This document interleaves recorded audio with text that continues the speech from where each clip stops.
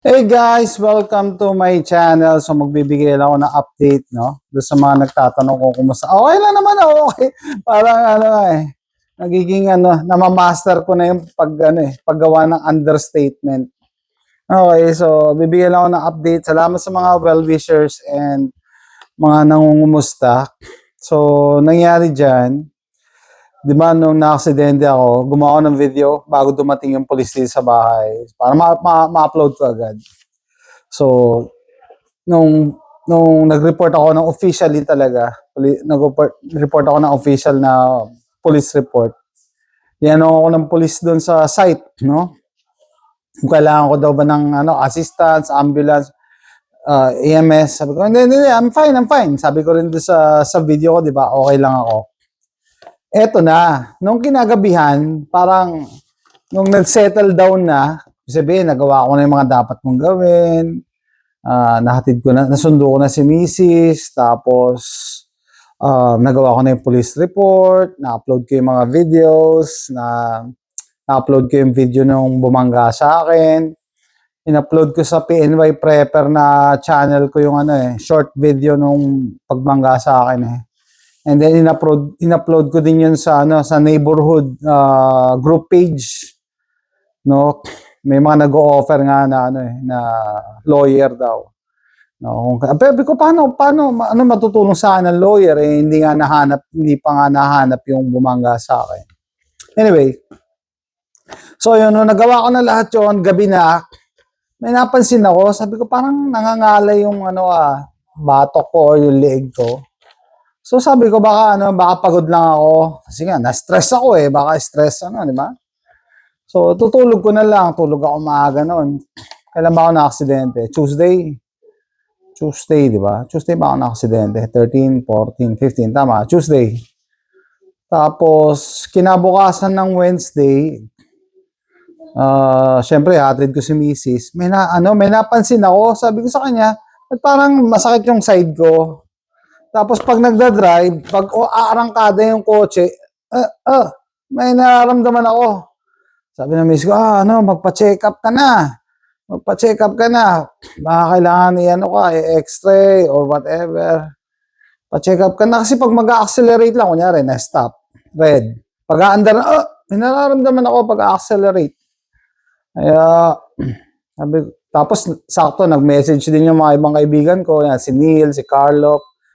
Sabi ni Neil sa akin, Sir, subscriber ko siya eh. Sabi niya, Sir, magpa-doktor ka kasi unang-una, ang laki ng bumangga sa'yo. Ganyan. Sabi ko, actually, papunta na ako sa doktor eh. So, nga yan eh, no? Siguro nung day of the accident, nung gabi, nung nag-settle down na, nawala na yung adrenaline, nawala yung adrenaline, saka ako naramdaman, parang may something sa leg ko. Hindi normal, kasi imagine mo, konting galaw mo, So, ganun nga. Tapos may subscriber pa na nagme-message, Sir, dapat magpa-check up ka agad, time is of the essence, hindi pwedeng patagal-tagal. Oo nga eh. Hindi mo na, parang sa akin, hindi yun na kailangan sabihin, kasi may nararamdaman talaga ako. Sabi ko nga, naalala ko yung Better Call Saul. Si Saul, unscrupulous lawyer, no? Yung mga kliyente niya, paghaharap sa korte, pinag-neck brace siya kahit hindi kailangan. Pero this time, parang kailangan ko Kasi may nararamdaman ako eh. Nakakatakot kasi leeg yan eh. Leeg eh. No? So, ganun nga.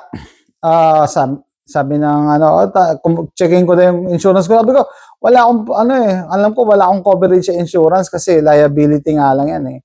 So, instead of tawagan yung car insurance ko, dumiretso na ako sa urgent care. No? Dumiretso na ako sa urgent care. Tapos,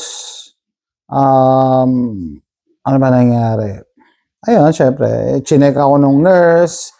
Tinanong kung bakit ako nandun. Sabi ko, involved ako sa vehicular accident yesterday, ganyan. Tapos parang may nararamdaman ako sa neck ko. Gusto ko lang ma-document, tsaka gusto ko ma-check up kung totoo yung hinala ko. Pero hindi ka pwede mag-isip ng baka mamaya, malala pala. Tapos, hindi mo alam yung effect eh.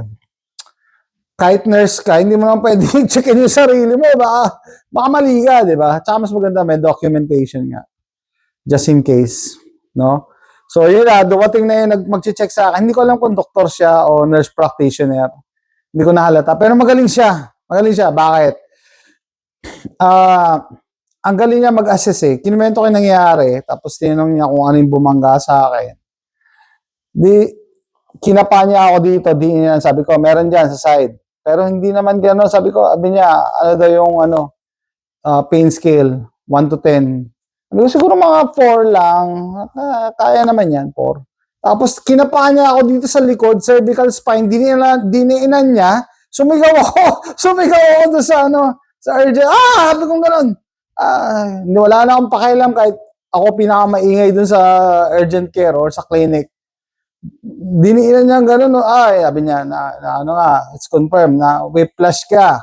Dinemonstrate niya pa sa akin yung gloves niya na nitrile gloves, yung rubber gloves niya. Pag nabatak daw, parang kumukulubot na-stretch. Parang gano'n, sabi niya, na-stretch. Sabi niya gano'n. Okay, sabi niya, are you okay with injection? Sabi ko, no, I don't like injection. Injection na niya sana ako eh. Oral lang. Sabi ko, oral lang. So yun, niresetahan niya ako ng oral meds. Kasi tumanggi ako sa injection eh. Kasi, I don't know. At least may control kasi ako pagka oral. Eh. Baka mamaya, ako lang kasi mag-isa. Mamaya, nagdadrive ako. Antokin ako eh. Hindi lalo ako ma-accidente. True enough, sabi niya, yung isa doon, nakakantok. Wag daw ako magdadrive. Wag ako mag-handle ng mga machinery. Kasi nakakantok. So, di ko alam kung sasabihin ko pa ba sa inyo yung gamot ko. So, yung isa, hindi ko na lang sasabihin kasi baka magkaroon na idea yung iba eh. Kasi yung isa controlled eh. Controlled substance, no? So, yung isa, pain medication, everyday inumin, twice a day. Tapos yung pangalawa, yun ang crucial, no? 7 days PRN to, no? Yung muscle relaxant na controlled medication. Ano ibig sabihin? Kailangan may DEA license ka para mag-prescribe ka niyan. Kasi bakit? Kasi nakaka-addict. So yun, yung pain medication. Pero din ako experience. First time ko mag-take nun eh. So, sabi ng misis ko, kumain ka na. Kumain ka na. Nung night, nakuha ko na yung mga medication ko. Kumain ka na kasi kailangan may laman tiyan mo pag uminom ka niyan. So, kumain na ako, tapos uminom ako ng pain medication. Sabi niya, yung muscle relaxant, iinumin ko na ba? Sabi niya, mamaya mo na inumin yan. Pag matutulog ka na, kasi aantokin ka talaga dyan.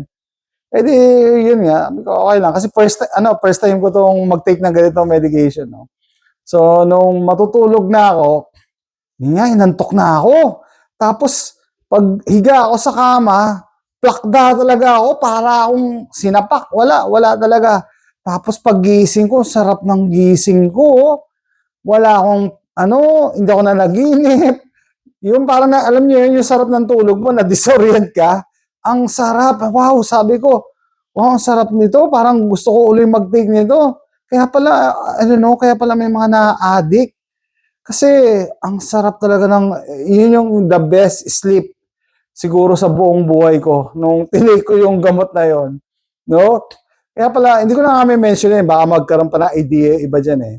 No? So, I think that was my best sleep. And, I think hindi pa nag-settle down yung effect kasi nung umaga, mga alas 10, inantok na naman ako nakatulog na naman ako, tapos gising ako alas 12, sarap pa ng pakiramdam ko. Feeling ko every time na gumigising ako, gumaganda talaga pakiramdam ko. Wow, sabi ko, heaven! Heaven, pare! Sabi ko, okay, mag-iingat ako. Hindi ko sasabihin yung medication. Baka hanapin nyo pa eh. Pero, wow, sabi ko, kaya pala may mga na-addict. Kasi, I think it was the best night of my life nung natulog ako kagabi. No? So, ayun, ano pa ba i-share ko sa inyo? Kaya hindi ako nag-live nung Wednesday kasi papunta ako sa doktor noon, no? Papunta ako sa doktor, tapos hinatid ko pa si Mrs. Wala pa yung sakyan niya eh. Tapos after ko sa doktor, tumawag yung talyer, si Manong na Meksikano. Sabi niya, "Oh, Jason, yeah, this is, ganito daw yung babayaran ko." Akala ko dati 900 lang sinisingil niya, naging 1.3 na eh. Umakit pa ng 1.3. Sabi ko, okay, sige, I'll go there, pick it up. So, nangyari, kinuha ko yung kotse ni Mrs. Tapos, iniwan ko yung Nissan doon sa talyer niya. Sabi ko, doon sa, pinark ko lang sa labas. Sabi ko, I'll just pick it up later with my wife pag uwi namin. So, ganun nga nangyari. Nung sinundo ko si Mrs., dumiretso kami doon sa talyer, pinick up yung kotse. Kaya, kanina, pumasok na si Mrs. mag-isa. Okay, hindi ko na siya hinatid. Nakapagpahinga ako. Kaya natulog ako ng alas 10. Gumanda na naman pakiramdam ko. Tapos, sabi ko pa, sabi ko, pinakita ko kay Manong sa talyer yung damage na pangiwi siya, sama daw nun ta. Pero, sabi ko sa kanya, I think kaya ko ayusin. No? Kaya sabi ko kanina, nung nag-start nitong video, parang namamaster ko na yung understatement eh. Ito misis ko kasi nagalit sa akin, nainis sa akin, sabi niya kasi, nung hindi niya pa nakikita yung damage ng kotse, sabi ko, okay lang, kaya kong ayusin. Nung nakita siya, wow, wasak na wasak eh, ano sinabi mo? Ano sinabi mo, okay. Akala daw niya, okay, parang dent lang. Tapos nung sinundo ko nga si AJ no Tuesday, sinabi ko sa kanya na, I got hit, and the car was damaged, blah, blah, blah. So, how was it? Sabi ko, it's okay, I can fix it. Pagkita ni AJ doon sa sabi ko, that's not good, Dad, that's bad. That's bad. Yeah. Kasi, si AJ, ano pa lang siya, 13, magko-14 siya ngayon, pero sinabihan ko na sa kanya, sinabihan ko na siya na sa kanya mapupunta yung Nissan pag nag-16 siya. So, 2 years to go. 2 years to go. Sa kanya mapupunta. Ano siya, that's bad, Dad. Sabi ko, hindi kasi sa perspective kasi ng DIYer na katulad ko, nagdi-DIY, I think kaya kong ayusin yan eh. Kasi kaya, parang yung sa perspective din ng mekaniko, sabi niya, kaya mo yan, kaya yan. Guys, kasi ganito, sa Amerika, yung pag-aayos ng mga ganyan, palit na lang. Hindi katulad sa Pilipinas, pupukpukin mo pa yan para pumantay. Hindi. Dito, palit bumper, palit na lid. Ang pupukpukin na lang yung kaha talaga para mag-align lang yung bumper tsaka kaha, tsaka yung lid, tsaka kaha. Yun na lang ang pupukpukin. So, once na mapalitan ko nga ng lid dyan, trunk lid, yung trunk, makita nyo, mag-iiba agad ang itsura niyan eh. Anyway, so, excited na akong gawin. Sabi ko sa miss ko, ano sa tingin mo, gawin ko na? Sabi ng miss ko, hintayin mo muna investigation. Hintayin mo muna. Sabi, oo nga, tapos sabi ko, kailangan ko pala magpahinga din. Kasi, nagtitake nga ako ng ganito medication, di ba? Hindi rin pala galaw-galaw. No? At saka, syempre, ingatan ko yung leg ko. Mag-ano ko dyan sa ilalim ng kotse, lalong yung injury. Anyway, gusto ko lang ipahinga yung leg ko. No? Gusto ko lang ipahinga. And ako, gusto ko lang mapahinga kasi na-stress nga naman ako. No? Tapos, ano pa ba pumapasok sa isip ko? Gumawa ko ng video dun sa Tactical Adobo, gumawa ko ng video about guns. No, may nag-comment doon. I don't fault him, I don't take it as bad comment. Sabi niya, hala, mahuli ka, gagawa ka ng pera sa insurance. Sasagutin ko na rin dito. Sabi ko, paano ko gagawa ng pera? Yung nakabangga sa akin, hit and run, tumakbo. Tapos, ang insurance ko, liability lang. Kanino ko kukuha ng pera? Wala. Tinawagan ko nga yung insurance ko kanina, or kahapon pala, tinatanong ko kung meron akong personal protection. Sabi kasi ng isang subscriber ko, sir, baka may makuha kang personal injury protection. Sabi ko, meron ba akong ganyan? Wala daw. Wala. Sabi ganon. Kung nakuha ko daw yung information ng kabila, pwede. Pero since wala. Okay. Sabi ko, sige, okay. So, ayun. Sabi ko, imbis na... Sabi ko, feeling ko talaga kaya ko pang magtrabaho kahit pipi yung likod eh. Okay, kaso nga, eto, pahinga. Tsaka nagtitinga ako ng gamot. Hindi pwede. Mamaya, ang fear ko, ako pa makakos ng, ako bumangga. Yun ang mas mahal, di ba? Since, ako nga ang binangga, tadhana may utang sa akin. Kaya nung kinuha ko yung kotse ni Mrs., bayad ako. Daan muna ako sa gas station, kumain ako sa may Burger King doon eh. Tapos tumaya ako sa Lotto. Sabi ko, sige, tingnan nga natin kung babayaran ako ng tadhana. May utang sa ng tadhana eh, puro kamalasan eh. Baka naman bumawi. Baka naman bumawi naman. Anyway, so ano pa yung mga naisip ko kanina, syempre, dito lang sa bahay, nagpapahinga. Nag-iisip ako nagre-reflect ako sa mga pangyayari. Doon sa magtatanong, no? Oh sir, sabi niya, baka ikutan mo yung mga area. Yun, nung nag-drive ako yesterday, paranoid ako, tinitingnan ko talaga yung mga sakyan. May nakita pa nga akong itim na pickup truck, malaki, hinabol ko. Tapos nung nalapitan ko na GMC pala. Pero sabi ko, mali ito eh. Dapat ipaubaya ako nila sa polis eh. Kasi hindi mo alam kung ano mangyayari pagka nagkakomprontahan kayo. Lalo na maraming road rage ngayon. And speaking of road rage, doon sa magtatanong, kaya tinatanong ko yung sarili ko eh. Sabi ko, hindi naman ako galit sa bumangga sa akin. Hindi ako galit sa bumangga sa akin. Doon sa he or she wronged me, mali ginawa niya sa akin, pero hindi ako galit. Kasi pag ikaw galit ka, tatabunan ng angry emotions yung pag-iisip mo. Mawawala ka sa tamang pag-iisip. Baka may magawa kang mali. Yun, alam niyo yun, kaya may mga road rage eh. Kasi nagka-aksidente, inuuna yung galit. No, hindi mo pa alam kung aksidente talaga or whatever, no? No, pero kung ganyan, aksidente tapos mare-repair naman, wala namang personal na, wala namang permanent na damage, let it go. Meron ditong case sa Texas, I think bandang San Antonio, car accident, binangga yung mag-ama, tapos yung tatay, nakita niya yung anak niya patay, ginawa niya, pinutukan niya yung bumangga sa kanya. Pinutukan niya. Kasi sabi niya na daw siya eh. 'Di ba? Na overwhelmed siya ng galit, tapos grief dahil nakita mo patay anak mo. I think na absuelto yung father kasi moment of yun eh. Pero kaya nga sabi ko sa inyo, hindi ako galit. Hindi ako dapat magpadala sa galit. Mali ginawa sa akin, okay, sige. Pero as long as sabi ko nga, wala namang permanent damage, kotse lang yan. Ako, i-rest ko lang to, tapos iinumin ko lang to. Saya pa nga, masaya ako pag iniinom ko to eh. Parang looking forward na ako na matulog eh. Ewan ko ba? Siguro nakaka-addict yan. Yan yung gamot na yan, regulated yan eh. Kailangan may DEA license ka para mag-prescribe din kay misis ko eh. Hindi yan basta-basta mabibili mo over the counter. Yan, masaya ako pag inumin ko yun. Anyway, so yun. Naisip ko rin sa Pilipinas na marami nagro-road rage kasi nagpapadala agad sa galit. No? Lalong-lalo na, yung kotse, material item lang yan na pwedeng mapalitan. 'Di ba? Kung buhay ang well, hindi ako magsasalita. It's up to you. Kung buhay ang kinuha, it's up to you. Pero sabi ko nga, may case na ganyan dito sa San Antonio banda yata. Okay? So, isa pa, sabi ko pa dun sa nag-comment na gagawa daw ako ng pera kaya ako nag-neck brace. Sabi ko, sana nga ganun eh. Kaso may naramdaman talaga ako eh. Nakaka-paranoid pagka neck, cervical spine, nakaka-paranoid.